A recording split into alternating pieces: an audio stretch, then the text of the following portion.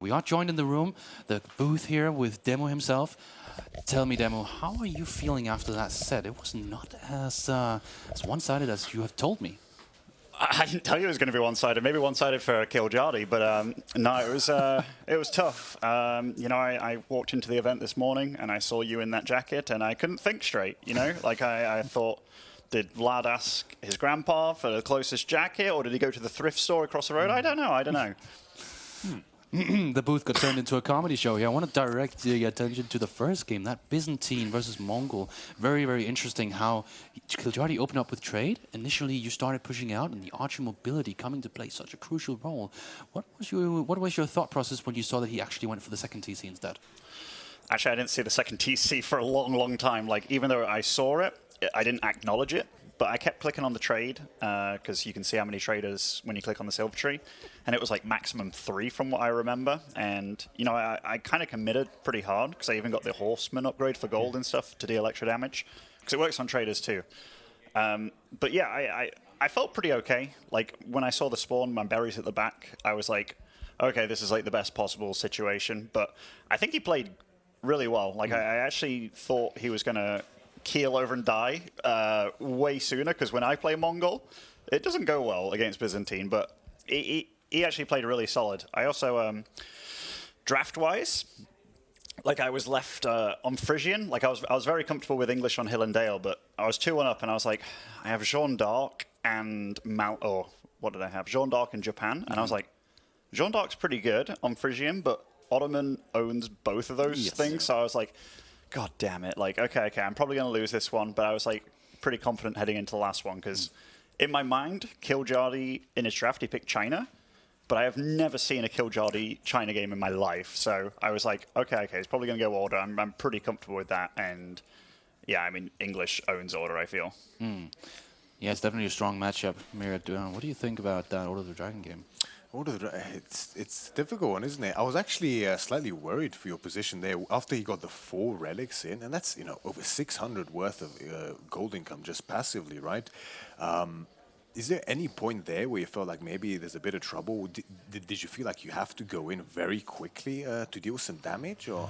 I mean, like, I did commit to a lot of knights, but it's just one stable in White Tower, so it wasn't like a true crazy all-in kind of play. But when I saw that opening where he started making the gate, and I was like, I can get in here, like, then I knew I was going to cause havoc. But in general, I think Order's eco is just too bad. Like, even if they get 4 relics, so you guys saw more than me, but I felt pretty comfortable, because once I get my Berkey up and 1 relic, and the farm's online, it equals out, like, the gold income. So as long as I had map control, and he couldn't really get more than, like, 10 units alive, it felt like. And, yeah, I was very comfortable in that game. I know Kiljardi's crazy, but that game, he had to kind of play a different Kiljardi, which I know isn't his super comfort zone. But overall, I think he played really well. He definitely surprised me with his ABBA on Himiyama, because, you know, I saw him take the dock.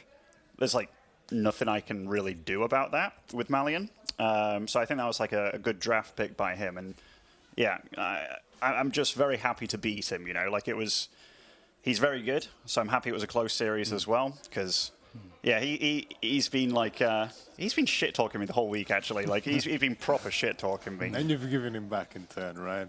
Not much. Like, I kind of joke with him a little bit. He asked me, like, oh, how do you think I'm going to do against you? And I'm like, well, if you give me a map, I'll be happy. Like, you know, like that kind of stuff. But, no, he played really good. I liked his drafting, especially, like, picking China, so I couldn't have China. Like, that kind of stuff's smart. And then he had some left over, but yeah, I'm just super stoked. Grand final, baby. Grand final. Absolutely. And I want to hear one last thing here from you, Adli. What is your thoughts on Bolchun or Kiljardi? Would you rather see yourself going up against Kiljardi again, or is Bolchun a little bit too scary, maybe? I think they're both pretty scary. Like, no matter how I look at it, I think when I went into the tournament, those two were the two that I was like, those are my absolute biggest obstacles. Like, depending on the day, maybe I could 3-0 like Baltoon, but I'm pretty sure he could also, on the day, you know, do the same to me. So I think they're both very good. I'm very much looking forward to that matchup, because I guess in a lot of people's minds, it was me and Kiljardi being the favourites for this tourney. But Kiljardi's very worried about Baltoon, like very worried. And I think stylistically, I match up better against Baltoon just because he plays a more like full style, and I feel I do that too, but then I can get a little bit sneaky or greedy or things like that.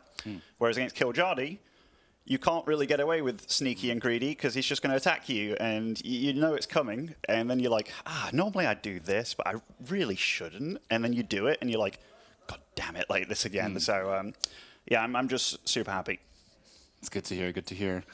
Well, now you have a little bit of a break. Now you're going to wait for Baltoon and Kiljardi to... Brewskis.